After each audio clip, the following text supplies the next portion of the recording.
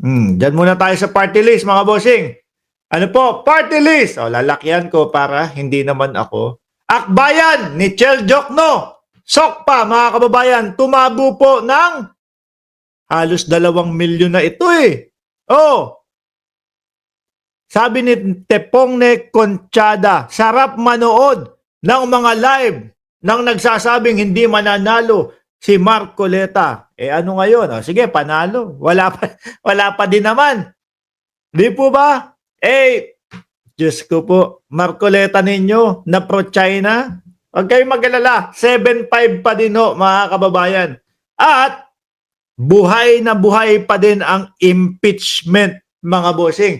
O, dito muna tayo. Party list, mga bossing. O, akbayan ni Chel Jokno. Pasok na pasok ko. Panigurado ko, 3 upuan ang makukuha niyan. Okay? Naku, ayaw ni Inday Sara Duterte niyan. Di ba, mga kababayan? Pumasok yung Duterte Youth ni, sino ba yon? Ano pangalan nun? Yung si Cardemas. Oh, pumasok. No, siguro ay makakatatlong upuan din ho ito o 2. Baka 2 lang yan, mga bossing. Pero ang panigurado, akbayan, 3 upuan, mga kababayan. Etong Duterte Youth ni Cardema, panigurado, may 2 upuan yan. Nako, ito yung sinisiraan ni Inday Sara Duterte, mga bossing, natingog party list. Sabi, magantay ka, nagmamadali ka eh. Nagpapataas pa kami ng views eh. Nagpapataas pa kami ng views eh. O, dito muna tayo sa party list. Dadating tayo sa senatorial balls. Nagmamadali naman. Kayo naman, ang aga nyo. Pikon agad kayo. Nag-uumpisa pa lang eh. Napipikon na agad kayo. Saglit lang. No? Dahan-dahan lang. Pikon nga kayo sa pagkakapasok ni Bam Aquino eh. At ni Kiko Pangilinan eh. Mamaya, aabot tayo na nabubisitin at aasarin ko kayo diyan sa Senado. Huwag kayong mag-alala. O, tingog, party list. Aray ko po. Ayaw ni Inday Sara Duterte din ho ito, mga kababayan. No?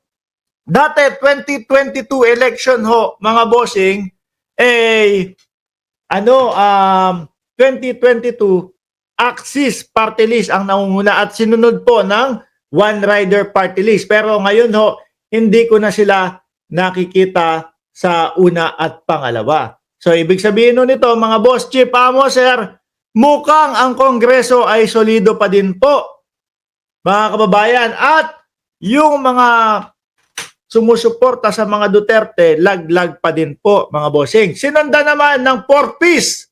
884,691 votes, mga kababayan. Ayun, nasa pang-5 yung Axis. Panigurado ko siguro 1 o 2 may makukuhang upuan pa din yan. AXIS ng mga tulpo. Ako, Bicol. Nandiyan din. No? Solid North Party List. Puro ho ito mga kababayan. Puro po nasa administrasyon pa din ho ito eh. Mga bossing, panay ho, ibig sabihin natin, panay po, administrasyon pa din. Good morning, Mark. Sabi ni Sir Jelly, shoutout sa iyo dyan sa Canada. Solid North, party list.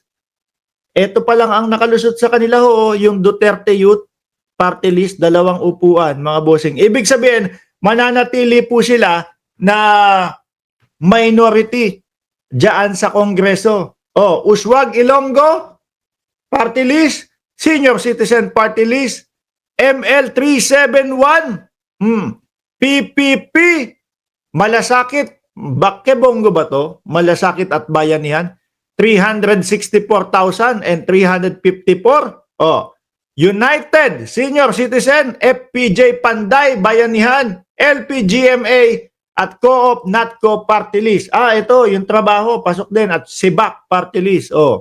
Niluto ng China ang COMELEC. Sabi, hindi naman. Okay lang yan, no? Hindi natin talaga ine-expect yung mga mananalo eh. Pero, majority pa din po, mga kababayan, pro-impeachment pa din po yung nanalo dyan sa Senado, mga bossing. Sabi nila, bakit nangunguna ang akbayan? Kayang-kaya ho yan ng mga kakamping. Kayang-kaya po yan ng mga kakamping, mga bossing. No? Yang akbayan, ilang milyon po ang kakamping na sigurado from 2022. Oh, hindi. Isama na natin yung pagkakapanalo dati ni Attorney Leni Robredo, mga bossing. From 20, saan ba yun? Nung natalo, 2016, naglalaro na sila sa 14 million. No? 14 million to 15 million. Nung kay Pangulong Bongbong Marcos, solid pa din ho sila. Ganun pa din. 15 million pa din, mga kababayan. No? Ngayon yung 2 milyon na yan, napakaliit po niyan para sa mga kakamping. Si Shell Jokno naman ho yan, mga bossing. Naku po, ayaw din kay Inday Sara Duterte. So mananatili po silang minority sa Kongreso, mga kababayan. Dahil Duterte yun, 2 upuan. Ito, sure to, 100%. Akbayan, 3 upuan, 2 upuan, 2 upuan. I vote po. Yan po ang mahirap sa kanila Tingnan nyo. Di ba? Sira sila ng sira sa Tingog Party List. Lagi nilang binabanatan si Martin Romualdez, mga kababayan. Paulit-ulit na inuulit-ulit ni Inday Sara Duterte na wag iboto ang Tingog Party List. Ayan, nanguna ho. No? At ang naniniwala ako, ang nagpo-promote niyan si Jam Magno. Di ba? Dahil si Jam Magno, nakikita niya yung ganda nung ginagawa ng Tingog Party List, mga kababayan. Yan, party list pa lang nag-iiyakan na kayo. Tapos, nakapasok lang yung Marcoleta ninyo, nagsaya na kayo. Mamaya, dadakuin natin at bubisitin namin kayo diyan sa usaping Senado. Huwag kayong mag-alala. Hinay-hinay lang. Baka mamaya atakihin kayo. 7-5. No? Hindi pa kayo sigurado doon sa isa kay Amy Marcos. Hindi kayo nakinig kay Panelo at kay Hanilet. Bahala kayo. Di ba? Ngayon, alisin natin ho ito. Dumako naman po tayo doon sa mga mayor, sa mga sikat na bayan po, mga bossing. Alisin ko to, no? Yung party list. Sa mga mayor naman po, mga kababayan, nangunguna si Yorme. Hirap naman pong gibain niya si Yorme. Diyan sa Maynila po. Nasaan ba to? Hindi ko makita itong liliit. Pare-parehas kasi nasa screen ko dali, ilalabas ko na si Yorme. Ito. Tama ba? Yan. Ito, mamaya, pangatlo to, Duterte. Hindi pa to, alisin ko muna. Pare-parehas kasi yung mukha nung nasa screen Yung sa mga mayor naman po, saan ba dito? Atienza, Dumagoso. Ito ba? Duterte pa din to